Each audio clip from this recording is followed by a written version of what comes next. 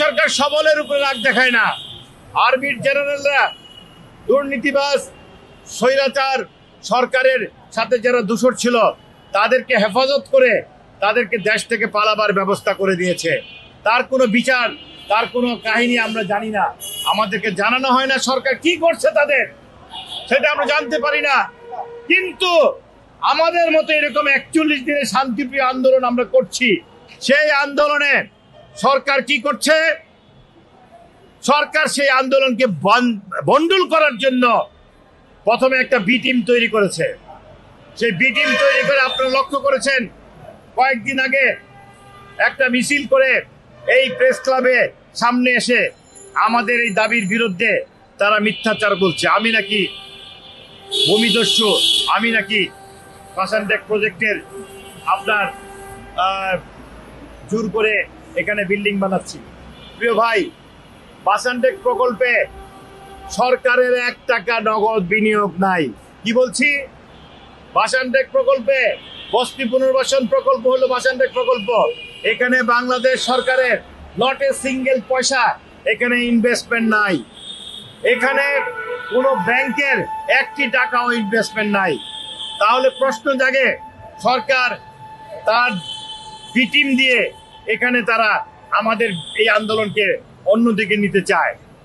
এই আন্দোলনে তারা ব্যর্থ হয়ে তারা কি করলেন? জনদাবির কাছে ব্যর্থ হয়েছেন। এটা কে করতেছে? সরকারের মধ্যে ভূমি মন্ত্রণালয় করতেছে। কেন করে তারা?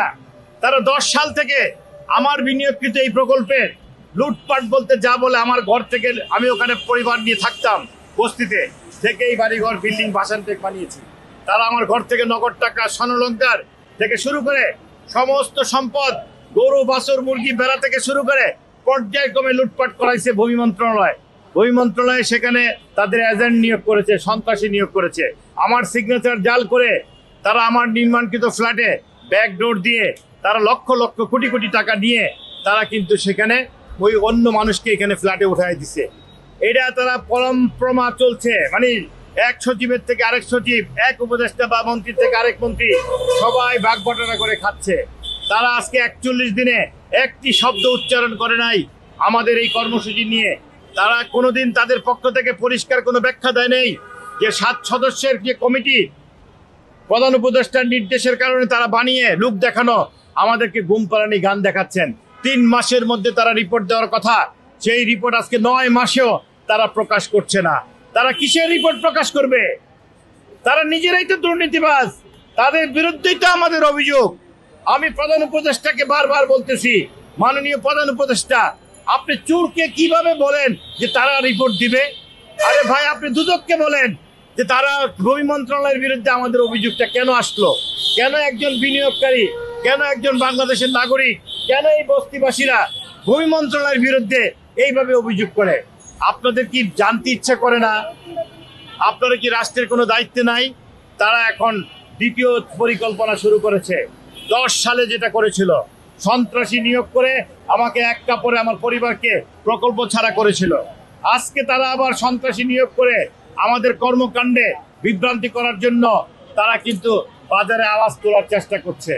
আমি আপনাদেরকে বলতেছি, আপনাদের মধ্যে সরকার বলেন কিংবা কোনো সন্ত্রাসী বলেন, আপনারা দয়া করে আমাদের সাথে আপনারা সরাসরি টেলিভিশন টক শোতে আসুন, সরাসরি টেলিভিশন টক শোতে আসুন।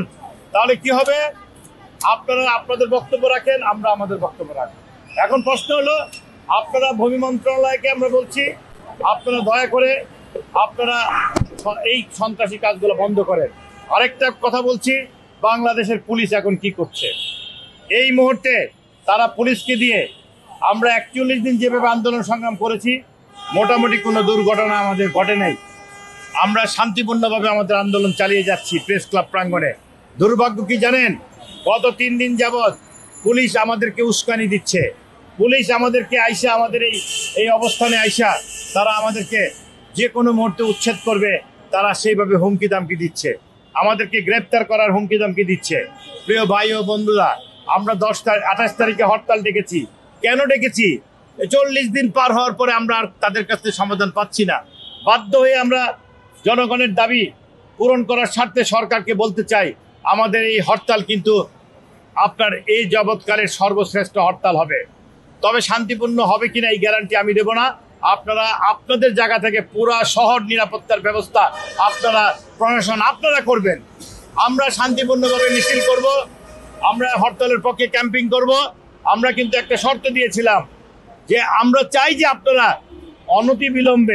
অনতিবিলম্বে আপনারা আমাদের দাবিটা মেনে নেন। আমাদের দাবি মানলে তো সরকারের কোনো ক্ষতি নেই। তবে এখন পুলিশের অত্যাচার থেকে আমার জনগণকে বাঁচাতে চাই, আপনারা আমাদের পাশে থাকবেন। পুলিশকে পরিষ্কার বলছি, কারো উস্কানিতে আপনারা জড়াবেন না। আপনারা 24কে বলে যাবেন না, 24 কিন্তু আমাদের স্পিরিট, 24-এর পুলিশ হতে যাবেন না।